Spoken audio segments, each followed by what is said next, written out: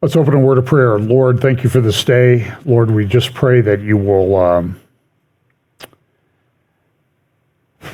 pour out your mercy, bring peace to the world, however you determine that that should be done. But we pray for those involved in these situations in the Middle East and elsewhere, that you will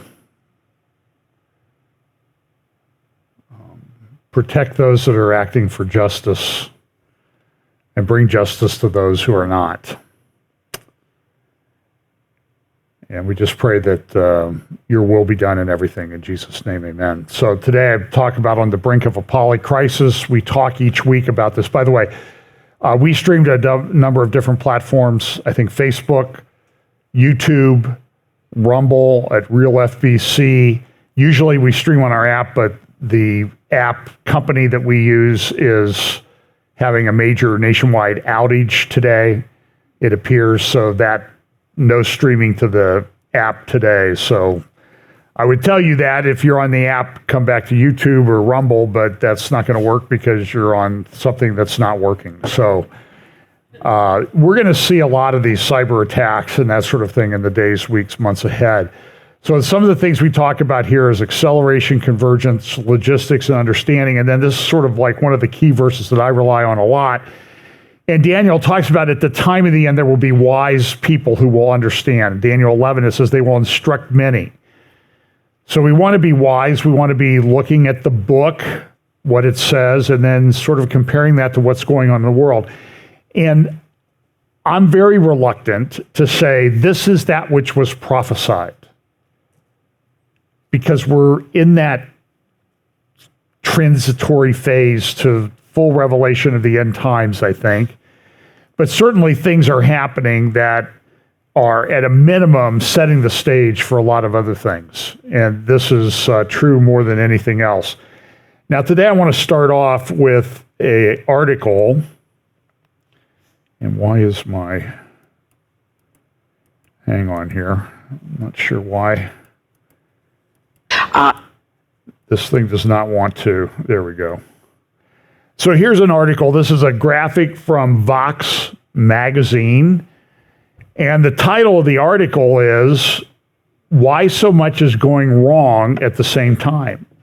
And they ask the question, are we in a polycrisis? Now, it's interesting. Earlier this year, the World Economic Forum released its Global Risk Report for 2023. And about 20 or 30 times throughout this report, they use the term polycrisis. Now, in this case, they use it mostly with respect to natural resources, that there was coming a time where there's going to be lack of water, lack of food, lack of natural resources, oil, gas, that type of thing. But they could have used anything else. I believe that even the Secretary General of the United Nations talked about we're in the midst of a polycrisis. But let's look just a little bit at, in fact, here is a page out of the World Economic Forum. You can see natural resources polycrisis.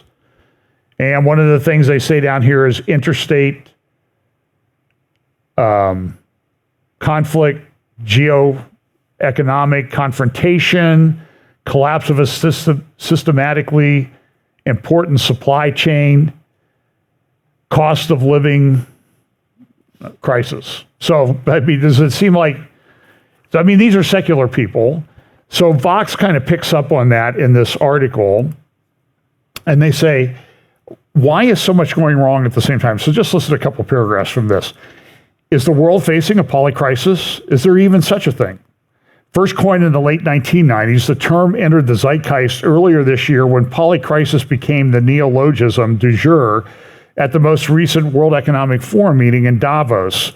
It's used to evoke the world's current tangled mess of problems: pandemic, war, climate extremes, energy shortages, inflation, rising authoritarianism, and the like. And the term caught on. Inevitably, critics have multiplied since then, as have crises, such as the violence now convulsing Israel and Gaza. Those in the political center and right say the polycrisis concept is nothing more than a fancy buzzword. Sure, a lot of bad stuff is happening in the world, but it's always been the case. And this is what, when you talk about Bible prophecy, people say this to me fairly often. The world's always been like this. This is nothing different. Okay, believe that if you want.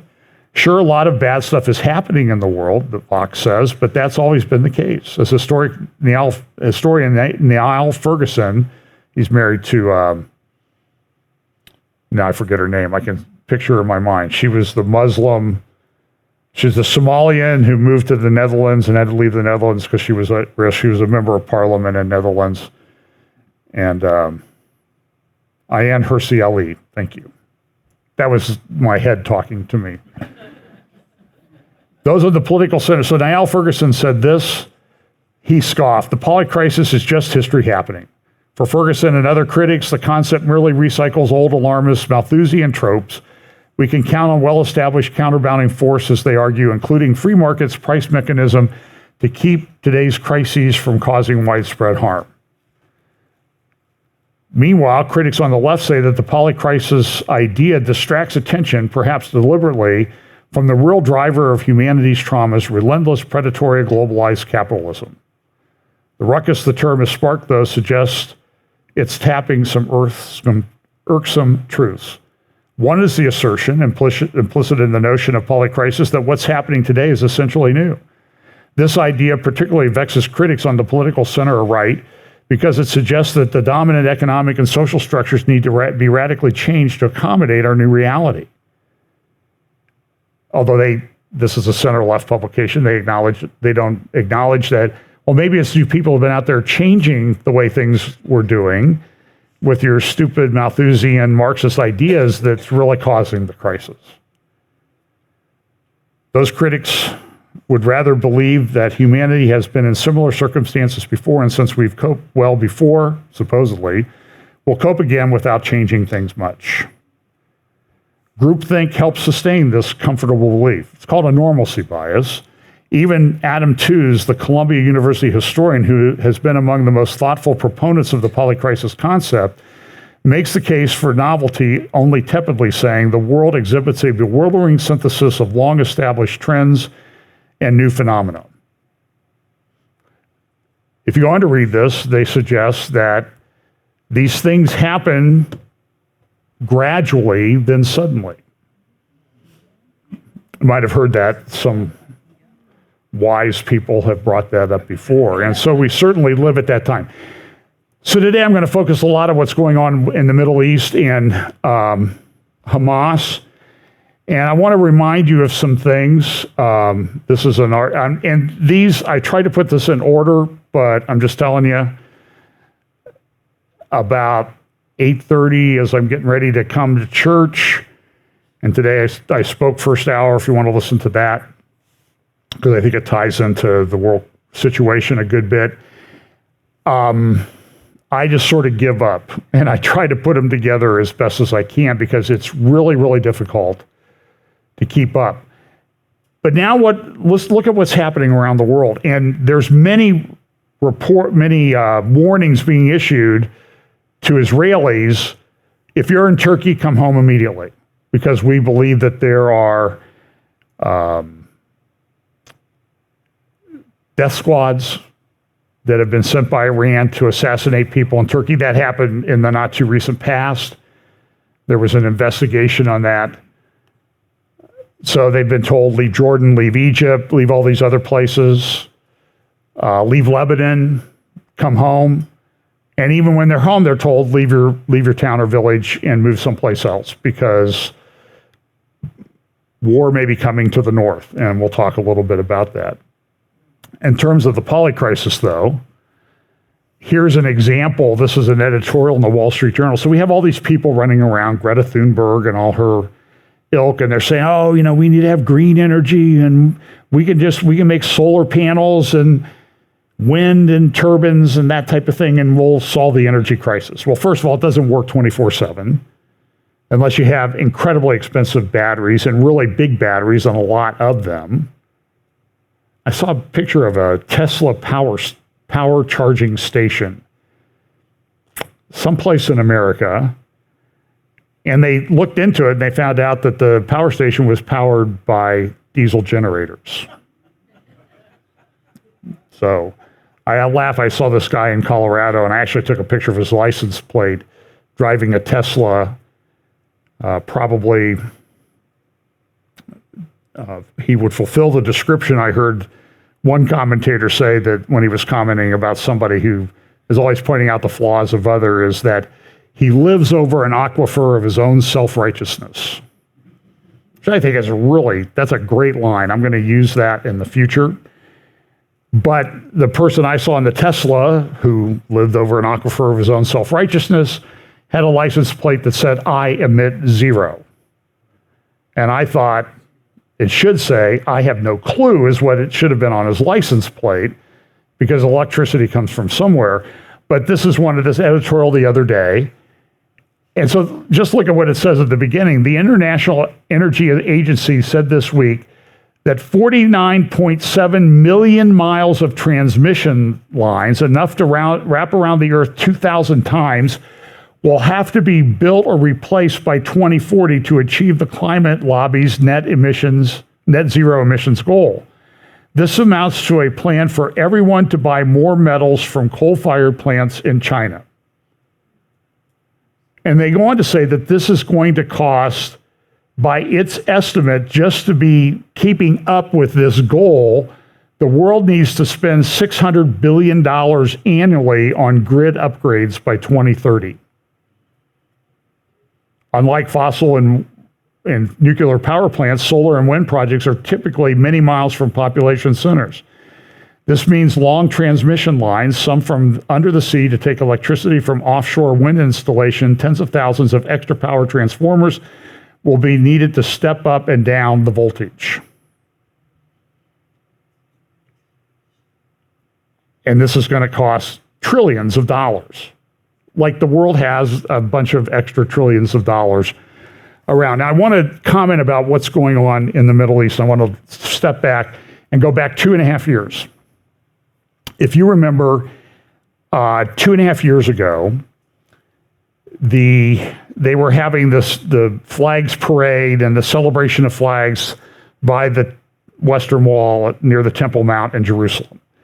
And as they were down there dancing around, waving their flags, fireworks that the Muslims were setting off to rain down on the people celebrating in the Western Wall Plaza caught a tree on fire.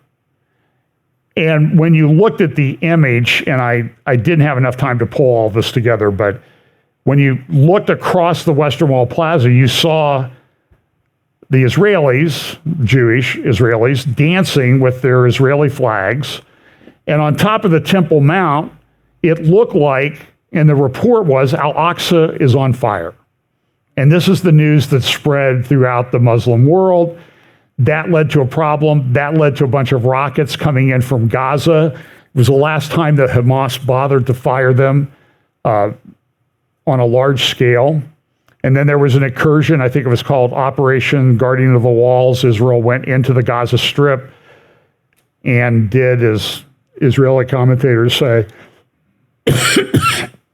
mowed the lawn in Gaza to get rid of the problem. It's a difficult thing. And the pictures and images coming out, this is a picture of Gaza, and there's been a lot of damage, the chaotic urban hellscape that awaits Israel in a Gaza invasion. So now imagine you're a soldier and Israel hasn't started the incursion yet, at least the last I checked. And as they got to go in through places like this, through buildings like this, through tunnels underneath these buildings. This is going to be a very, very difficult operation. And this is what the article in the Wall Street said. The Israeli military got a sense of what Hamas would bring to the fight when it collected weapons from the dead militants involved in the October 7 attack. The weapons included powerful armor-piercing roadside bombs capable of blowing up Israeli armored vehicles. Adding to the complexity are the small battlefield drones that Hamas used during the surprise attack to drop grenades on Israeli communications hubs, impeding its military response. Drones, often inexpensive commercial models, were a vital tool for Ukrainian troops in repelling the Russian assault on Kyiv last year. And this is the problem. So look, there's a lot of discussion out there Israel planned this, Netanyahu planned this, people in the Israeli military planned this, all this. I don't think we're at the point where we can make pronouncements. Certainly there was a failure. But you also have to give credit to what I think is a well-planned op. And I was talking to somebody the other day and I said, I laid awake half the night the other night, writing in my head the investigation report, the kind of like, what went wrong? What happened and what went wrong? And one of the things I see in everybody who wants to blame this all on Israel is that they don't blame Hamas, they don't blame Iran, they don't blame the people who planned this and carried it out. So it's a very complex thing, and we'll eventually get to that. And if Israel wants to hire me to participate in the investigation, I have half the report sort of written in my head, but you need to do it quickly because I'll probably forget. So this is, so this Al-Aqsa thing though, this was the actual Al-Aqsa mosque they thought was on fire, but this is what they've cobbled together to justify what they're doing. The Jews are going on the Temple Mount, they're storming the Temple Mount, they're storming Al-Aqsa, we have to protect Al-Aqsa, so they come up with this operation called Al-Aqsa Flood, even though the whole Temple Mount has never really been known as Al-Aqsa. It was called Haram al-Sharif. There was an Al-Aqsa mosque on there. There was a commemorative building we call it the Dome of the Rock, sometimes improperly referred to as the Mosque of Omar. I think probably the most likely site of where the temple was built over the rock that's underneath that dome. I don't even think non-Muslims can go in there anymore. I know when we went there in 1995, we were able to go inside both the Al-Aqsa Mosque and the Dome of the Rock, but I don't think that happens anymore. But they use this imagery, and this Al-Aqsa thing is like uniting the world. So here's, I think, a Hamas guy with the Ayatollah Khomeini, and and I forget where this came from. Oh, this is the Wall Street Journal. And they say, look, he's pointing to the Al-Aqsa Mosque. He's not. He's pointing to the Dome of the Rock. That's not the Al-Aqsa Mosque. So even the Wall Street Journal gets it wrong. And what you're seeing is a lot of people getting a lot of things wrong pretty consistently over the past few days. Now, I want to go back and look historically at some of the things our administration said that will sort of give you context as to what did Biden talk about with Benjamin Netanyahu when he went to Israel this week. What drives Biden is what drove Obama. I don't think you can put any distance between the two of them. Now, Jake Sullivan, National Security Advisor, was at the Atlantic just, 3 weeks ago, not even a month ago, in which he said this. Listen to this. Do one quick turn in the few minutes that we have left. Do one quick turn on this normalization issue. Israel and Saudi Arabia. What are the chances that it would really happen? And I want a precise number. You sound very sold on the prospect based on that. Why pursue this? Is this sort of a proxy way of renormalizing relations with the Saudis by using Israel as a pathway to the Saudis? I mean, explain to people what's going on. Well, when we came into office, you had the war in Yemen raging as the world's largest humanitarian catastrophe. You had, a few months before we came in, our embassy in Baghdad stormed, and Secretary of State Pompeo going out and talking about pulling the entire American mission out of Iraq. You had Iranian groups in both Syria and Iraq firing missiles at U.S. forces. All of that's what we walked into. And what we said is we want to depressurize, de-escalate, and ultimately integrate the Middle East region. The war in Yemen is in its 19th month of truce. For now, the Iranian attacks against U.S. forces have stopped. Our presence in Iraq is stable. I emphasize for now because all of that can change.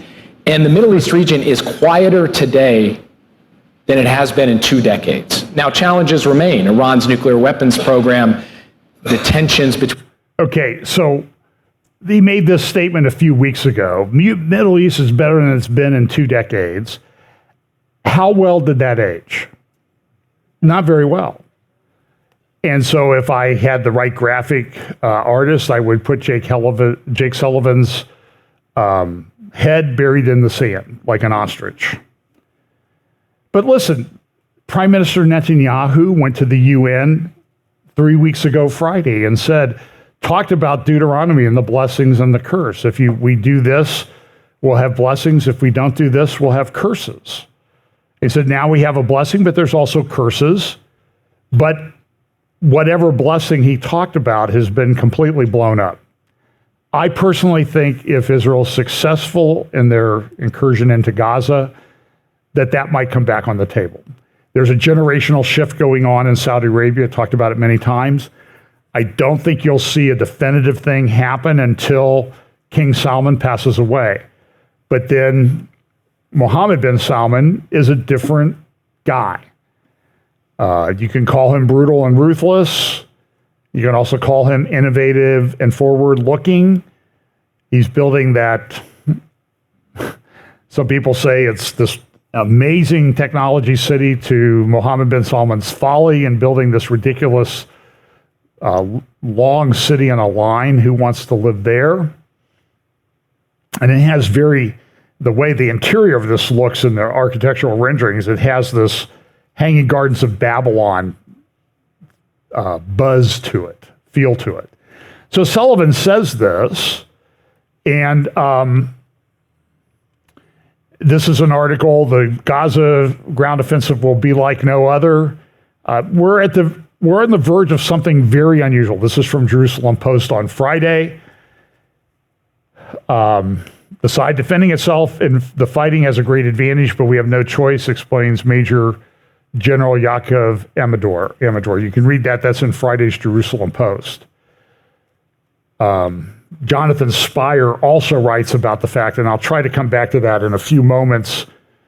He also writes in Friday's Jerusalem Post about this thing in the north is going to be very difficult. This is not his article, but I'll talk about that if I remember. If I don't, somebody say, hey, you said you were going to talk about Spire, because there's so many things going.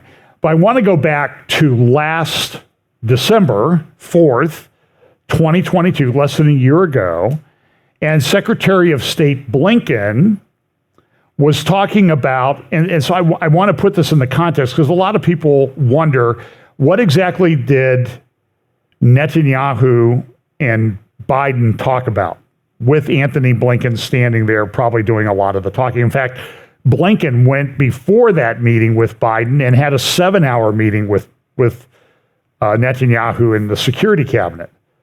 So I want to put into context what might have happened is something consistent with what Blinken said at a J Street conference, J Street being a street in Washington, D.C., where lobbyists live, and J Street is a ostensibly Jewish organization, but it's not pro-Israel by any stretch of the imagination. So Blinken goes there and he's going to give a talk that's going to be consistent with what he really believes, right? Because he's in a safe space, so he can talk about all of those things. So he couldn't go to AIPAC and talk about this. They would boo him out of the room. But here's just a few clips of what he said. Now, it's going to take about 5 minutes, but I want you to listen carefully to what he says about how we're dealing with Hamas and the situation in the Middle East. Here's clip 1. That partnership and all that it's produced for the people of our nations and the world has always been under the States' ironclad commitment to Israel's security, a commitment that has never been stronger than it is today. Under President Biden, the United States is providing $3.3 billion annually in foreign military financing to Israel, as well as another $500 million in funding for missile defense, more than at any time in the history of our relationship. This is in keeping with the 2016 Memorandum of Understanding that the then Obama-Biden administration agreed with Israel, the largest ever security package in U.S. history. He wanted to say Biden. Our investment is crucial to guaranteeing Israel's qualitative military edge in the Middle East, buttressing Israel's right to defend itself against the ongoing threat posed by Hamas and other terrorist groups bent on taking the lives of Israeli civilians. Our security assistance to Israel is sacrosanct. We've also reinforced Israel's security through diplomacy. When hostilities between Israel and militant Gaza escalated in May 2021, President Biden led intensive behind-the-scenes efforts that helped produce a ceasefire in 11 days. And I would suggest, and I think Caroline Glick has suggested this in some of the talks she's given. By the way, go to carolineglick.com or go to JNS, the letter N as in Nancy S, web channel on YouTube, and just click on videos and you can find the things that she's been putting up. I really think she's really doing a great job, whether you agree with her or not. She's done a great job of bringing out a lot of information and thinking through problems that a lot of people just really are not. So I highly recommend her columns, also at carolineglick.com, also at jns.org. And I would highly recommend that you read them. So, but you see what he said. He said, we helped resolve things back in May of 2021, which I was just showing you a little bit of the genesis of that dust-up in between Gaza and Israel, and Hamas and Israel, over the Al-Aqsa Mosque. And I think what Caroline would say, and I would agree with this, is that what it did was it started creating a sense of complacency on the part of the Israeli government and defense forces. And remember for a time, and I think if I recall in May 2021, was not Naftali Bennett the acting prime minister, the guy who'd gotten 6% of the popular vote, who was the prime minister, and he was in a coalition government with Yair Lapid, and they were appeasing things. It was under that administration that they signed a deal with Lebanon, also known as Hezbollah's playpen, to give away a lot of the gas rights that they had in the Mediterranean, which will result in billions of dollars going to the Lebanese government / Hezbollah in the future, negotiated by a guy in our government named Amos Hochstein. But it created a sense, well, you know, how bad could they be if the United States doesn't see a problem and the Biden administration, the Obama-Biden administration, the Biden administration seems to think that this thing can be contained. And over the last 2.5 years, there's been a concerted effort giving hundreds of millions of dollars to Hamas through various channels, including from Israel and other places. Qatar's funded it, Iran's funded it. And now we have a major problem, and the world sits not just on the brink of a polycrisis, as my title says, but also on the brink of a potential world war as this thing might unfold. So first he goes, well, we support Israel. We helped them do things with Hamas back in May of 2021. And now here's another part of his speech, clip 2. We're deeply concerned that this year has seen dramatically higher levels of violence in the West Bank, perpetrated by both Palestinians and Israeli settlers. He's talking 2022. This violence must stop. Its perpetrators must face equal justice under the law. Was a pro-Israel or a Jewish group. We will also continue to unequivocally oppose any acts that undermine the prospects of a two-state solution, including but not limited to settlement expansion, moves towards annexation of the West Bank, disruption to the historic status quo at holy sites, demolitions and evictions, and incitement to violence.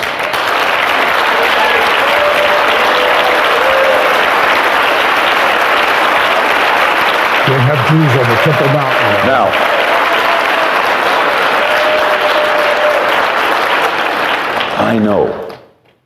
I know that many people are disillusioned.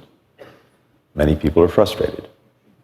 We've been trying to get to a two-state solution for decades, and yet it seems that we've only gotten further away from that goal.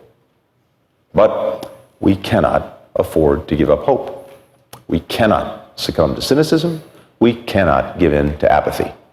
It's precisely when times are difficult, when peace seems even further from reach, that we simply got to work harder. That we must continue to pursue whatever openings we can to show that progress is still possible. That's why simply discouraging sides from taking steps that undermine the prospects of two states is insufficient. Because the reality is that today, Palestinians and Israelis do not enjoy equal measures of freedom, security, or opportunity. Okay, here's clip 3. Now, this would be a little bit more relevant to the current situation, I think. Support their efforts. We've encouraged the Israeli government to make policy reforms that improve the lives of Palestinians in material ways. A number of them have actually been implemented, including legalizing the status of thousands of Palestinians in the West Bank, issuing thousands of work permits for Palestinians in Gaza, increasing Gaza's water supply by 40%. We're also investing more resources in trying to build trust, confidence, understanding between the two sides at the grassroots level. Thanks to bipartisan support from Congress, the Nita Lowey Middle East Partnership for Peace Act will allocate up to $250 million over the next 5 years.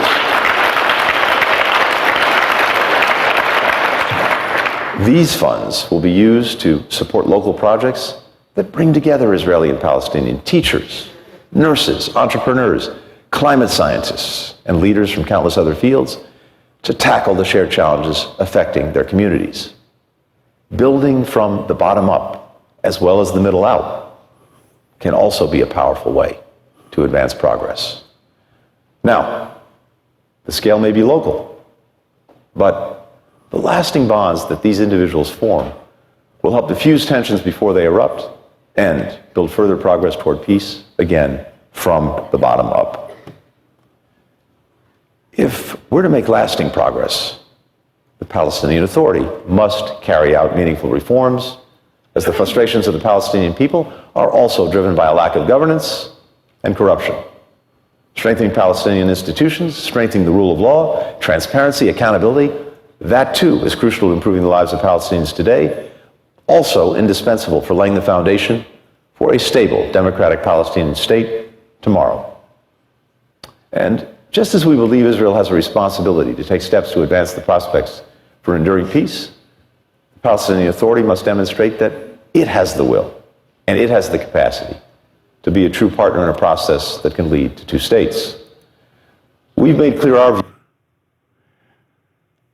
So one of the things he goes on to talk about that is, well, look how good we are. We gave them work permits in Hamas. We pushed the Israeli government to give work permits, which got up to I don't know if it was 22,000 a month or 22,000 people who had permits to come in and out of Israel. And now what we find out is a lot of those people were coming in and going back and giving Hamas detailed plans of kibbutzes and other places that they worked, so that when they came in, they knew exactly where to go and how to attack people. They were the proverbial Trojan horse. And I want the record to reflect that Anthony Blinken, this is an article by Daniel Greenfield in Front Page Magazine, frontpagemag.com, excellent writer. I believe he's Orthodox Jewish. Israel's work permits for Gaza enabled the Hamas attack. And he's exactly right. And it is Anthony Blinken and his ilk and Joe Biden and his ilk that now go to Israel and say, well, we've got a solution to this and we support you. But how much do they support Israel? Is the delay in going into Gaza because they just don't think they're ready? They need to prepare the ground a little bit more with some additional bombing. There was a bunch of bombing today. I don't know. I'm not there. I'm not on the ground. It's going to be a very difficult, potentially very casualty-intensive operation. I mean, this is, as I said, when we were there in December, they took us down to the Urban Warfare Training Center, which is a mock-up of Gaza City and tunnels and that type of thing. And to be honest with you, the tunnels, I wouldn't fit through.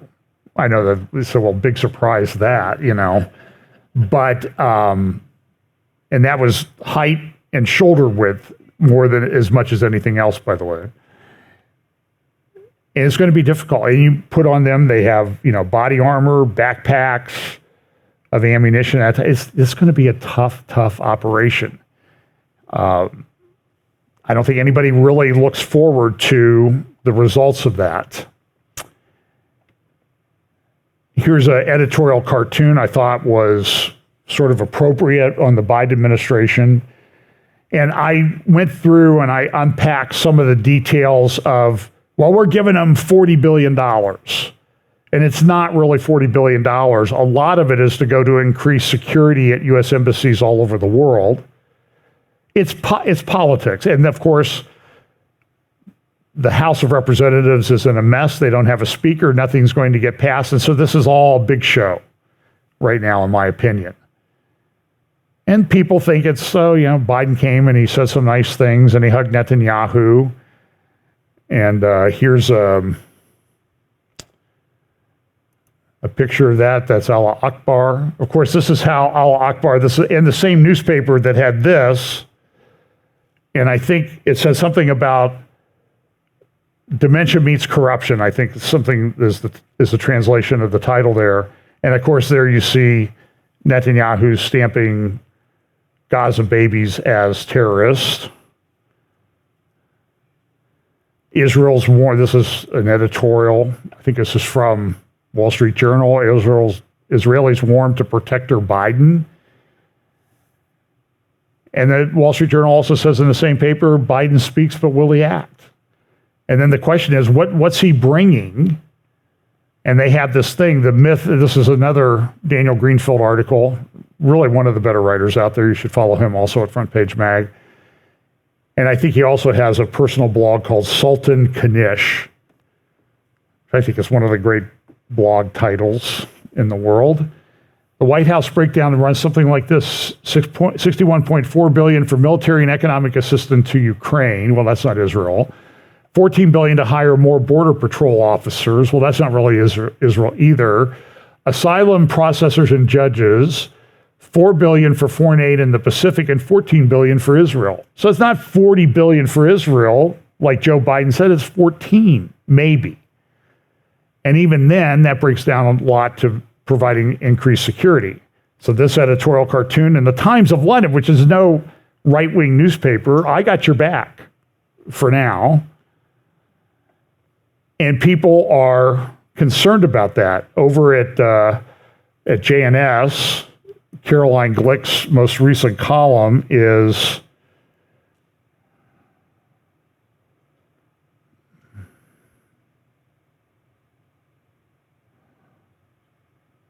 Biden's impossible demand. His visit to Israel was a study in cognitive dissonance. In nearly every statement and speech U.S. President Joe Biden gave during his brief sojourn in Tel Aviv, he insisted that Hamas does not represent the Palestinians and that the Palestinian Authority is their true representative. The Palestinian Authority, the president insisted, does not share Hamas' goal of eradicating the Jewish state and the Jewish people. Biden foresees a future where the Palestinian Authority is in charge of the Gaza Strip, and Israel agrees to a Palestinian state in Gaza as well as in Judea and Samaria. And let's stop with this total nonsense that you're trying to work out a two-state solution. It's going to be a 3 or 4 state solution. Jordan was really where the Palestinians were supposed to be. And in fact, 75% of Jordan today is Palestinian. I don't know. For some reason, my bar to go back and forth between the slides, fast forward, is missing from my thing because I didn't reboot my computer. But so I'll try to go through this. A news service in Israel said this, Caroline points out, "We call upon our Palestinian people. The preservation of public and personal property is a religious and moral national duty. Our Palestinian people cannot raise a white flag until the occupation is removed and the independent Palestinian state is established with Jerusalem as its capital." It doesn't mention the 67 lines, sometimes called the Auschwitz lines. We want to go back to what it was like before the 1967 Six-Day War.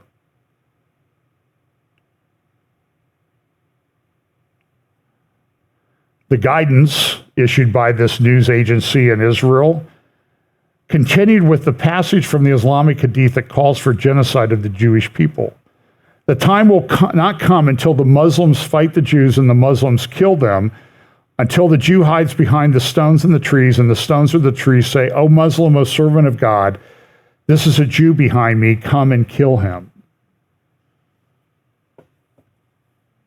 So we live in this, we could call it not the age of polycrisis, but the age of cognitive dissonance and absolute delusion among people that are in charge, that they think that they've got the solution to work this out. This is Caroline's article. And it's bad. It's very, very bad. There are protests all over the world. I had a friend who was in London yesterday, and he said, I'm telling you, I was walking around, there are 100,000 people, free Palestine, from the river to the sea, Palestine will be free. That means no Israel. That's what that means. So when you see AOC or Cori Bush or Regina Tlaib speaking these things, they want to get rid of Israel. And they want to get rid of the supporters of Israel. I talked about that in my sermon a little bit this Sunday. But so here are the things. I stand with Palestine today, tomorrow, and forever. And what you saw there were a lot of Palestinian flags, Black Lives Matter flags, and Antifa flags in the crowd. There was a protest in India where they're protesting in favor of Palestine, but they kind of got their flags mixed up, so they're all carrying Italian flags. But that happens. Greta Thunberg came out. She stands with Gaza. This is a picture from the London protest. I think this is an iconic photograph from London. That deserves to be an award. Things are coming. There's anti-Semitism all over the place. Now, I don't know what's the result of this, but the head of president of a synagogue in Detroit, very well connected politically, she's worked with the Michigan Attorney General, who I'm no fan of, but she was found stabbed to death in her home yesterday, either yesterday morning or Friday night. Don't know the exact results of that. This is sort of a prophetic thing too, though. It says war in the Middle East, everybody's trying to get weapons. And what did Jesus say that would be characteristic of the end times? Wars and rumors of wars. So I'm just saying that a lot of the things that we talk about in Bible prophecy are jumping off the page. The rapporteur at the UN Human Rights Agency, this is from today's Sunday Telegraph, special rapporteur, that means, I don't know what the official definition of rapporteur is. I sort of take it, especially when it's associated with the end, is one who speaks utter nonsense and lies. That's just sort of my shorthand thumbnail definition. But it says, look, U.S. opinion on conflict is subjugated by the Jewish lobby. That's a classic anti-Semitic trope that's being pushed by the person who's in charge of the UN. She likened the tragedy that befell the Jewish people with the Shoah, with the crumbling of connective tissue of a people represented by the Nakba. In other words, the Jews are committing the Holocaust now in Gaza. I don't think she even acknowledged, I don't know, what happened. She tweeted, today's violence must be put in context on October 7th. The Italian human rights lawyer is one of 3 senior UN officials now facing questions about their impartiality because of their public pronouncements since the attack. Really? It's about time. She's not impartial at all. Here's some editorial cartoons from Arab newspapers. See the one in the upper right-hand corner?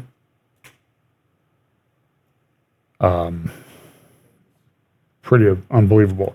Now, I'll talk a little bit about this, and then we'll try to wrap this up, because I could go long time. But we have to talk about this, fake news, and then we also have to talk about what's potentially the next thing that's going to happen, or the next things that are going to happen, and what the concerns are. So this is the New York Times the other day, Wall Street Journal. I can tell you, I saved on my phone the Wall Street Journal headlines, and it said, Israeli airstrike kills hundreds at hospital. Israeli airstrike on hospital kills hundreds. New York Times said the same thing. Before I could get back to the New York Times to save the screenshot, they had put up blast kills hundreds of children. We're not really sure what happened. Wall Street Journal took a while. It took them over an hour to change it. I actually wrote to one of the authors of the article and said, the blood of every dead Israeli that comes about as a result of this is on your hands. Because you just went with what Hamas told you. The people who had just slaughtered people indiscriminately in Gaza, you took their word for it, that there were hundreds. But look at, and even the New York Times came out, well, claims and headlines shift. Well, boy, did they ever, because the facts on the ground didn't match. So there was a rocket, there was a blast at a hospital. But from this picture, I believe the hospital is, now I had this in my mind, and now I forget. I believe this is the hospital over here.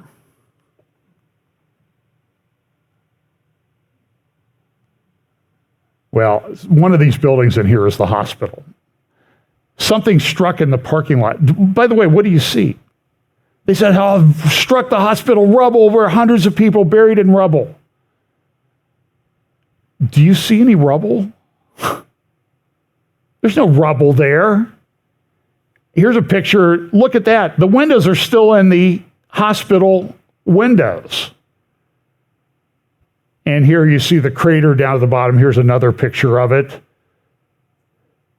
By the way, I don't think you can get 500 people in there. Here's a security cam footage of the rocket attack. You see the rockets launched towards Israel, and then you can watch what happens. Oh, here we go. So here come a barrage of rockets there on the right. This is looking into Gaza from Israel.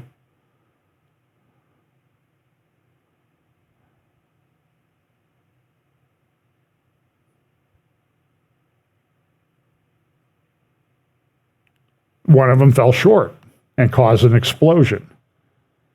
Here's a little bit bigger version of that. Watch it again.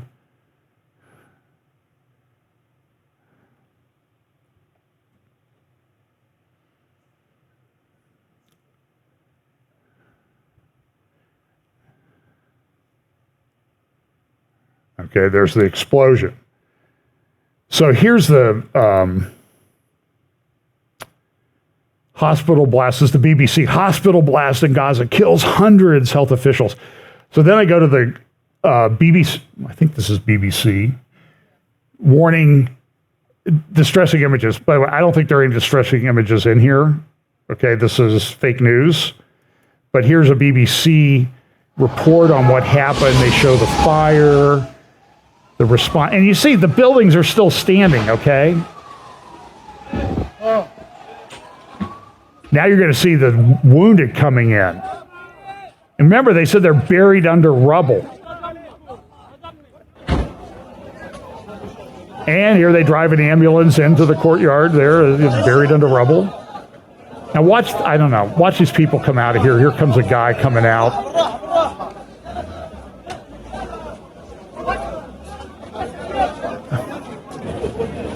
And this is, well, they just picked that kid up at the daycare. I'm sorry, this is fake, fake, fake. Here's even CNN. Here's what Erin Burnett said as she went into it a little bit.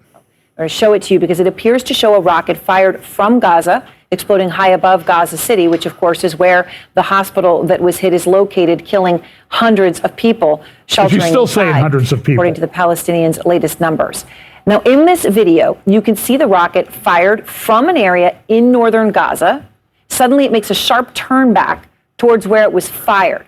Streak of fire can be seen as the rocket flies significantly faster back towards where it was fired. That's gravity. Suddenly, the rocket explodes. Now, in a second, you're going to see that flash of light at the bottom of your screen as the camera pans down, a second flash of light, and an explosion at the Al Ali Baptist Hospital complex was seen. Now, it's not clear if these two things are related, but I just want to watch it again in slow motion. So we saw the rocket fall in the video, but we're not sure it's related. That's crucial. It's fired from Gaza. To what happened. So this is a BBC thing, and you see this is the hospital site, and the buildings are all still standing in the pictures. The Israeli Defense Force came out And everybody says, well, it took them an hour to respond, so all the fake news got out there. And it's not been changed anywhere. And so what happened were there demonstrations, people want to go attack Israel all over the Arab world, Egypt, Jordan, Lebanon, everybody that want to march to the border and attack Israel over this because it's just this terrible atrocity. And so the IDF came up and they said, look, these are the failed rocket launches in the Gaza Strip that day. In other words, rockets launched that never got out of Gaza. But the press worldwide ran with the worst news about Israel that you can imagine. Here's a little image of Gaza City. You can kind of see the density of how difficult. Now, some of the tall buildings have been knocked down, but they haven't knocked down all of these. I believe that mosque up there was destroyed because it was a place Hezbollah was using. But you can see this is not going to be an easy operation. The Wall Street Journal has pretty good, called it a concrete jungle that they're going to have to face when they go in there. So worldwide protests because Israel destroyed a hospital, allegedly, in Gaza. And they've done massive destruction throughout, particularly the north part of Gaza. I get that. But I want to go back to 2014 and 2018. This is the Yarmouk camp. This is a BBC report in showing the damaged buildings destroyed in the Yarmouk camp in Damascus, Syria, between 3rd November 2014 and 10 January 2015. And what do you see? A large portion of that refugee camp, Palestinian refugee camp, was destroyed by the Syrian regime. Now, they said, well, ISIS was hiding out there, and that may be true. But, so they destroyed a Palestinian refugee camp because there were terrorists there. And you can see the destruction. Here's a before and after picture of the.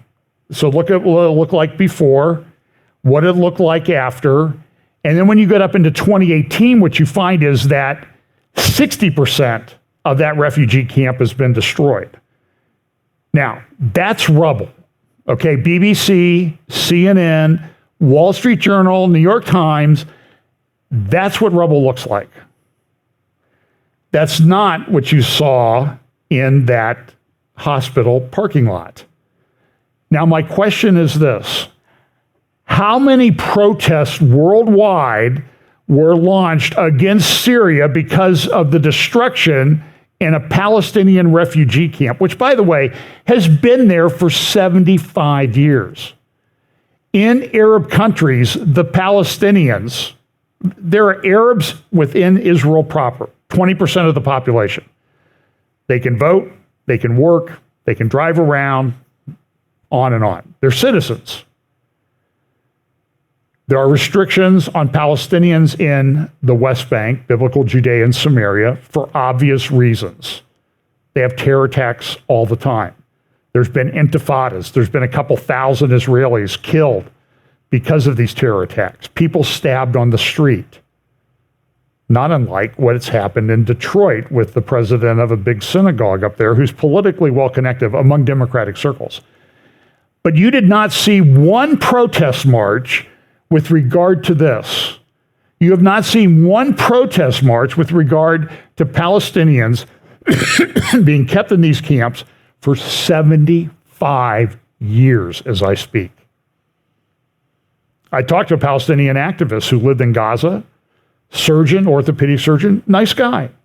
3 of his daughters and a niece were killed in a strike. Some explosion happened and 3 of his daughters were killed. I have great sympathy for the guy. But we don't know whether it was a rocket that didn't make it out of Gaza or was it an actual Israeli airstrike. Don't know. But, and I asked him, I said, sir, with all due respect, if I go to Syria, to Yarmouk, or I go to Jordan, there's all these refugee camps. I go to Lebanon, there are refugee camps. And the people there, they can't work. They don't work in certain jobs. They can't work in certain jobs. They don't have freedom of movement, and they can't vote. Who's responsible for that? This was 6 years ago. So after 69 years, who's responsible? Well, it's the occupation, he said. And when somebody gives you an answer like that, as smart as they be, and they're chosen, a cancer surgeon up in Toronto now, you know that they're deluded. They cannot think through the problem. And the other people at the table watched me questioning him, and they were like, they were sort of, it was a crisis at the Checkpoint Conference. So here's one of the heads of Hamas. This is a guy who is the head in Gaza, dead man walking. There's the guy who lives. This is a picture of some of the weapons that they've come up with. A lot of those came from North Korea. That's just a small collection of the arsenal of what they left behind. Bazookas, rocket launchers, IEDs, ammunition. You see the mines over here. This is what they came across. So look, there was a massive intelligence failure. I think one explanation for it, it's not a very good one, but it's mine, so I'll stick with it, is they thought maybe they'd come across in groups of 12, 15, 40, 100.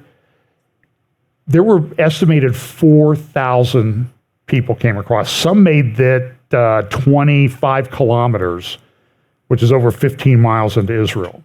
Some are still at large. They were rounding some up today. Or they found evidence of people camping out down in the Negev. So it's a big world, it's a long fence. But, some people need to be held account for the intelligence and operational failure, that's for sure. Let's see, I don't remember what this one's about. Okay, so this is the next problem. So that was all fake news about the hospital strike. Now they attacked a church, the oldest church in Gaza. People estimate that in that strike, rocket falling short or by the hospital, 10 to 100 were killed, not 500. But everybody's still running with 500. And even the BBC, with the picture sitting right in front of them that says, people were pulled out of the rubble. I saw a crater, no rubble. I'm sorry. I saw cars burned up and blown up, and that would cause a lot of damage. I'm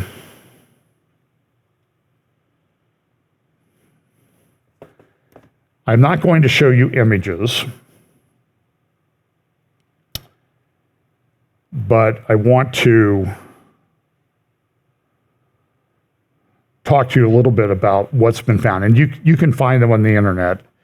If you want to go to the media line, themedialine.org, and go down to the article that says evidence on display at Israel's Forensic Pathology Center confirms Hamas's atrocities. You will see some of the pictures.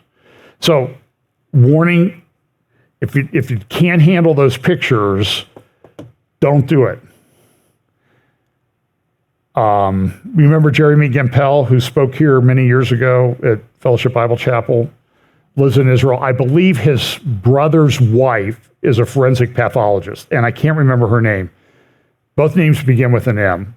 If you find Jeremy Gempel on Gempel on Twitter, you can probably find a link to her post. And she's one of the forensic pathologists that's working on this. And this, I don't know how they're doing it emotionally, mentally. I just don't know how they're doing it.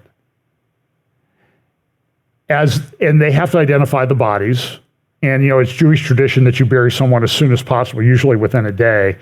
But of course, now it's been 2 weeks and mounting because they can't identify the victims. A lot of times it's the whole family. The family was in a safe room and they were hugging, and they came in and came through the window and shot and killed them and then burned them. And they were holding on to each other when they burned. At the media line, you will see this one image. It's like a giant cinder burned cinder. They didn't know what it was. So they did a CAT scan on it. And what they found, what it was, an adult and a younger person hugging each other, tied together with wire and then burned, because they discovered an adult and a child spinal column. That's how they could figure out that it was an adult and a child, or a younger person. This is how they did this. They bound people together and burned them. And very often they will find soot in their lungs, which means they were alive when they started being burned. I'll just give you one more description. Women, grandmothers, young women, teenagers, young adults were raped so brutally by these guys that their pelvises were broken.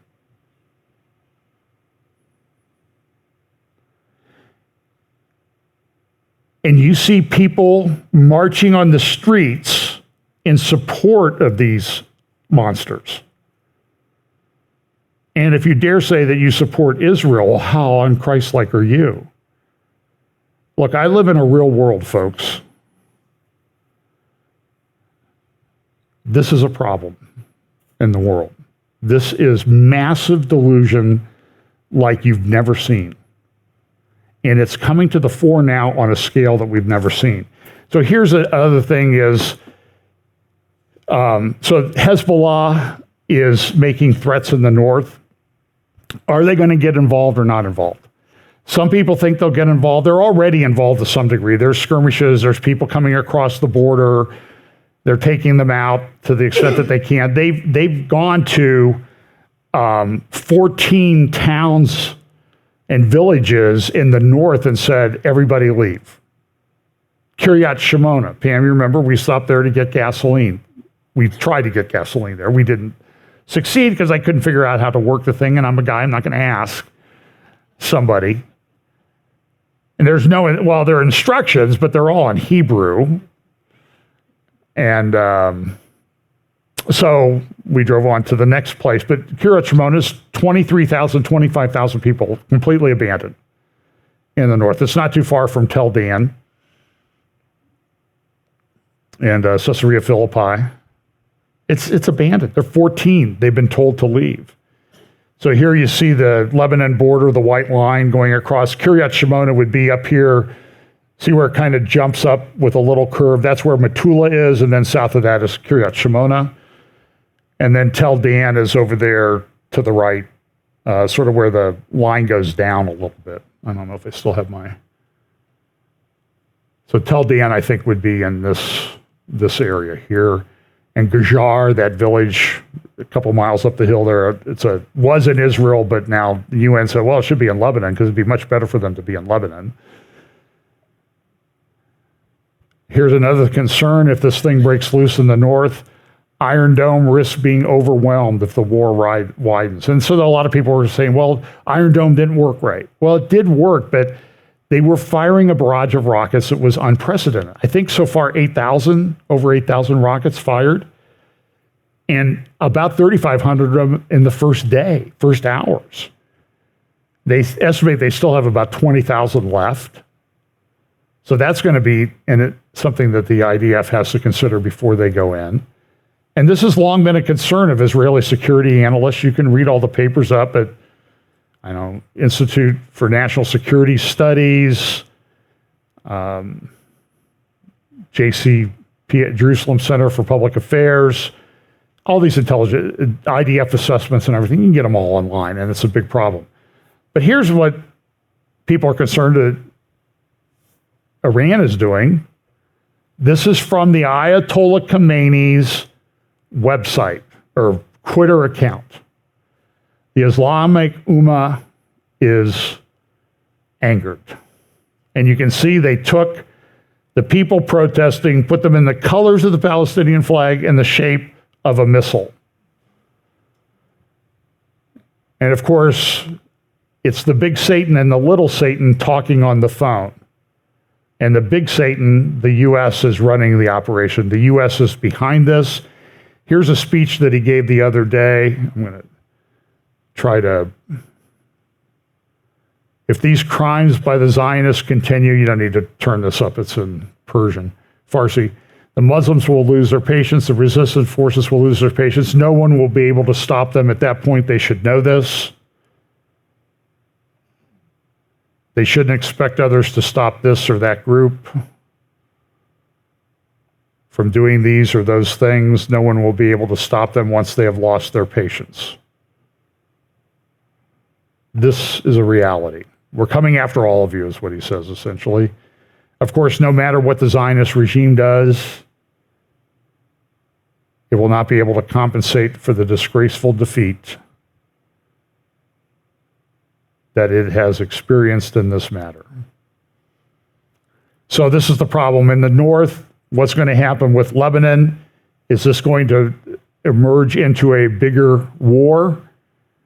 This is from the Times of London. Hezbollah, the monster to the north, weighs its options. This is a picture from Jonathan Spires' article at the Jerusalem Post. Let me just pick up a little bit of that. It's an important article. It's called No Quiet on the Northern Front.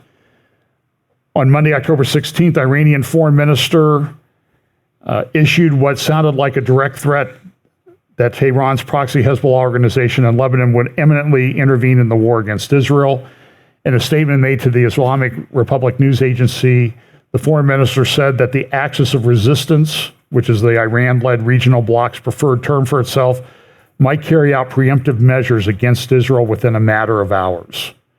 All options are open, and we cannot be indifferent to the war crimes committed against the people of Gaza.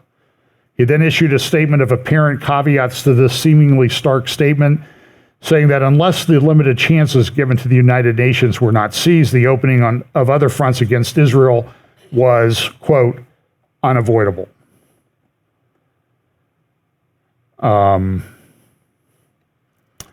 This ought to also raise discussion and debate regarding what it means for Israel's independent military deterrent and its capacity for independent action in defense of its interests. This may be expected after the conclusion of the present war, but for now, the prospect of American Tomahawk missiles on Beirut creates a new equation with which Iran and its Lebanese Hezbollah franchise must contend in weighing their decision regarding a possible direct large-scale intervention into the current hostilities. So you might want to talk about this. And the Atlantic Council has a pretty good analysis of what happened. Israel misread Iran's way of war. A proper understanding could help predict Hezbollah's next move. So we can all talk about what happened down in the south, but take that information and make the north more secure. That's what I've said to a couple people. You know, okay, that's fine. We can criticize everybody who missed it, but then let's learn from the mistakes and make sure they don't happen again. And part of this was, it's pretty clear that what Iran wanted to do was they wanted to detonate and destroy the prospects of a peace arrangement between Israel and its enemy, Saudi Arabia. Not Israel's enemy, Saudi Arabia, Iran's enemy, Saudi Arabia. This was just a few weeks ago in that interview. The biggest historical deal since the Cold War is what Mohammed bin Salman said. They talked about, remember Netanyahu talked about this, I talked about this, because he talked about it, not because I'm in control of anything. But this economic corridor from India through the United Arab Emirates, Saudi Arabia, Jordan, Israel, to Greece and to Europe. And you see that it bypasses Iran. There's sort of this is a strategic alliance between a bunch of these countries that seems to be developing, but Iran wants to blow that up. And so the question is, and there were proposed defense agreements between Israel and the U.S. and the Saudi Arabia. Who knows what has been blown up by that? And Saudi Arabia has a problem. They have these centers of things they want to protect. In their eastern provinces, they're along the Persian Gulf. That's heavily Shia area. Bahrain is Shia, but it has a Sunni king. Of course, we have Neom there at the north end of the Red Sea, near the Gulf of Aqaba. And then we have the problem that they have down in Yemen. And so what happened was, the funny thing is, this happened, I think it's incredibly significant, and I look through a lot of the mainstream press, and they're not really even talking about this. The U.S. has naval assets within the Red Sea. The Houthis launched cruise missiles and drones towards Israel. It's clear they were where they were going. Might have been as many as 14 of them, like 5 cruise missiles and 9 drones. Not sure of the numbers. That hasn't really been released. But the U.S. used its missile defense capabilities on these ships and shot them down. Now, that's not a cheap decision. Most of those missiles that were fired cost about $2.4 million each. The ones on the ship that we shot down. So it's like Israel, when they do the Iron Dome, that's about $100,000 per rocket that they take out. And the rocket may have only cost $2,000 to $5,000 to build, but it costs $100,000 to shoot it down. That's why Israel's trying to develop the laser system, but it's not ready to go yet, despite what some people say. So U.S. Navy ship intercepts missiles and drones launched from Yemen. And you can see in these cruise missiles, so I think from Yemen to Israel is I'm going to guess it's 800 to 1,000 miles. These cruise missiles had a range of 2,000 miles. They've launched them from Yemen against the United Arab Emirates, that's over here on the Persian Gulf, right here. And I think this distance is probably over 1,000 miles. I mean, from here, from Israel to Tehran, which is here, that distance right there, that's about 850, 900 miles. So maybe it's further, but these were long-range cruise missiles. Now, where did they get them? They got them from Iran. Iran may have gotten them from China. They may have gotten them from North Korea. Just don't know. And so again, a lot of people leaving northern Israel because of concerns. And then this is Richard Haass, who's a Council on Foreign Relations guy, talking about the goal for U.S. diplomacy with Israel, first calm, then peace. There's no calm over there. I mean, these guys, these globalists they're deluded. You have to keep that in mind. And then this is Financial Times, Israel to cut Gaza links after war and push for a new security reality. In other words, we're ignore what's going on. And it's difficult. I mean, you have this green area is known as the West Bank. Hamas chief, this is an old talk he gave many years ago. Israel's only the first target. And threats to America. These recent events have sharpened the focus of potential attacks on targeted individuals and institutions perceived as symbolic of or tied to the conflict. This is an intelligence bulletin issued by the FBI, Department of Homeland Security, and the Department of National Intelligence. The other day, I saw the FBI director on say, we're concerned about lone wolf attacks. That's the delusion that got Israel in trouble. Can we just fire this guy already? He's not helping anything.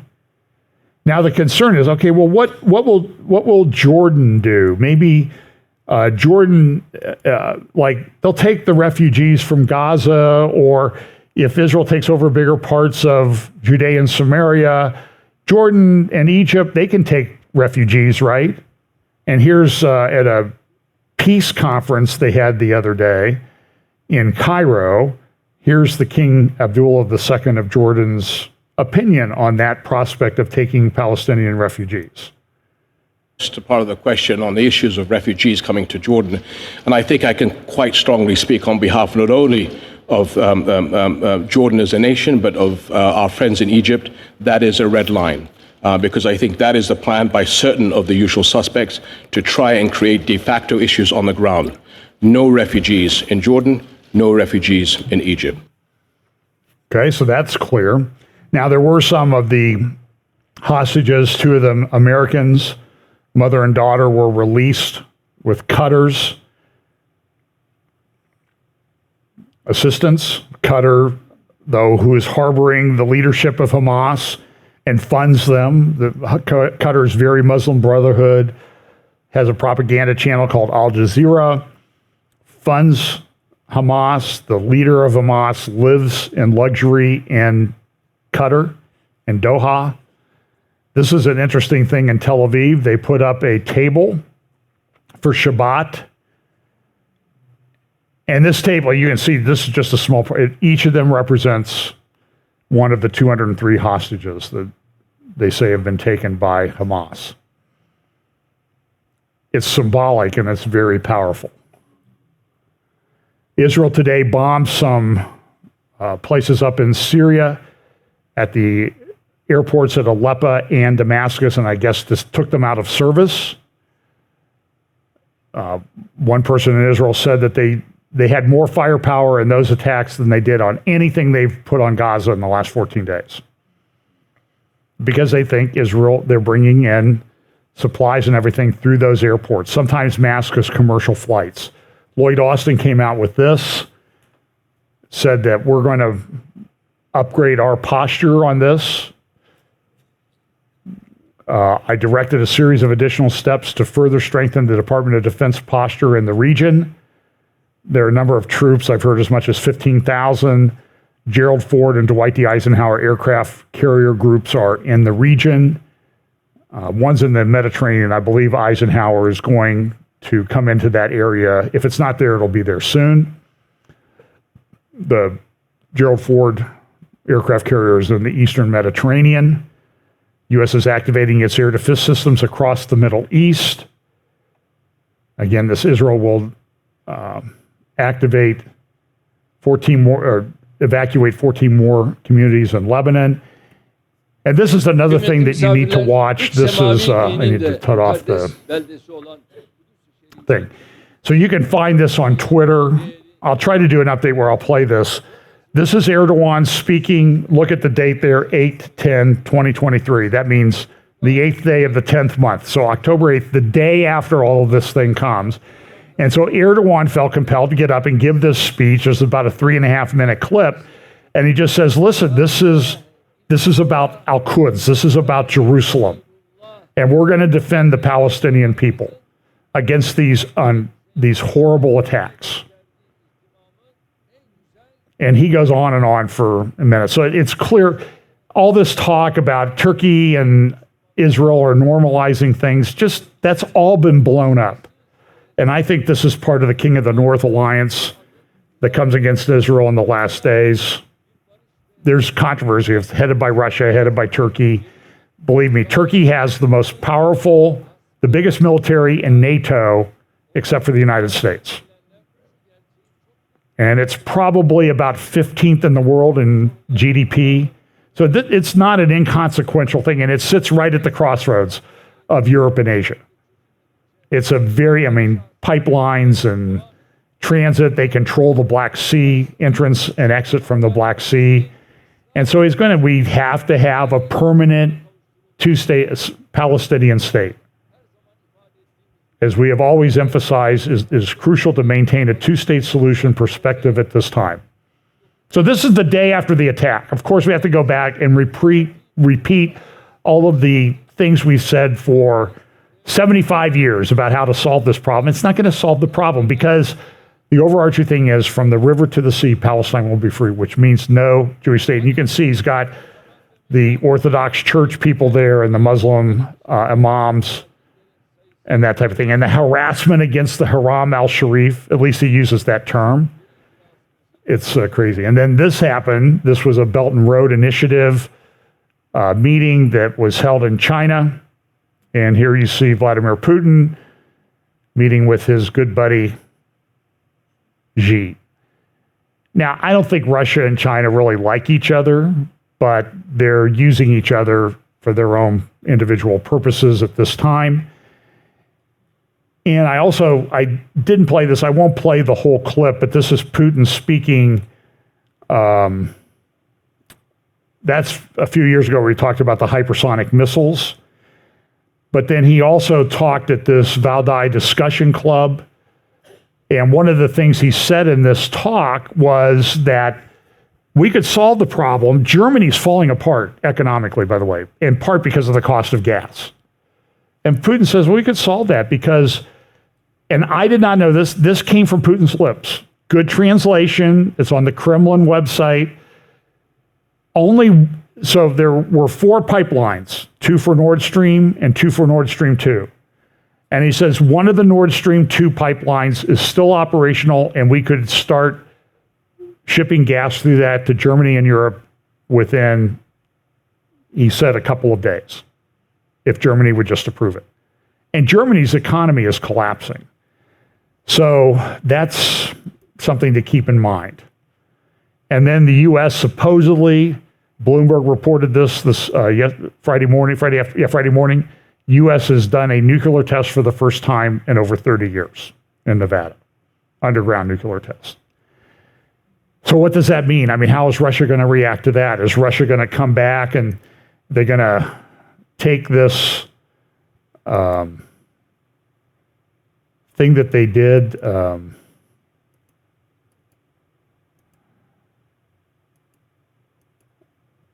Let's see I can't get my video to work, but they used the hypersonic missile. So when the hypersonic missile, this was 2018 at the Valdai discussion group, they introduced these hypersonic missiles, and when they separated, I think I played this a couple weeks ago, they separated and they went into Florida. Who was president a couple years ago when that happened. So that's interesting. So listen, there's a lot of things going on. Again, if you want to look at some of the atrocities, the media line, good people. I met the head of the media line when I was in Israel. Very nice person. We talked a little bit. And they do a good job. They try to be objective. I don't know if they're left or right or anything, but they try to be very, very objective in what they report. And some of the things they reported of the atrocities that were committed will just rip your heart out. And understand behind each of these now over 1,700 Israeli victims, some Arabs, some Christians, largely Jewish, there's a story. I mean, they're publishing them they pop up on my Facebook feed all the time. Look at this beautiful young lady. She was missing, and sadly, she was found murdered, dead, burned alive, shot. And they talk about these atrocities. Babies and people beheaded, not just a couple, multiple ones. It's a terrible thing. So pay attention. I will be doing some interviews this week. I think I'll be on J.B. Hickson's program on Thursday. I'm not sure when it plays. Not by Works, I think, is his podcast. And then Alex Newman, Liberty Sentinel, will play sometime on Wednesday. So pay attention. There's a lot of things going on. There's a rise of anti-Semitism and hatred of the Jews like I've never seen in my lifetime. And it's very concerning. So let's pray. Lord, thanks for the day. Thanks for your word. Thanks for giving us information so we can understand what's going on. But help us, Lord, seal us in your word, in our faith. Imbue us, fill us with your Holy Spirit so that we can stand strong in an evil time, always looking at opportunities to share the gospel with those around us, because that is the world's only hope. There is hope, but it's not in fake peace agreements and fake news and that type of thing. It's in the reality of the work that Jesus Christ did for us on the cross, and that fact that he's coming back to set everything straight. And we look forward to that day. Bless us this week in Jesus' name. Amen.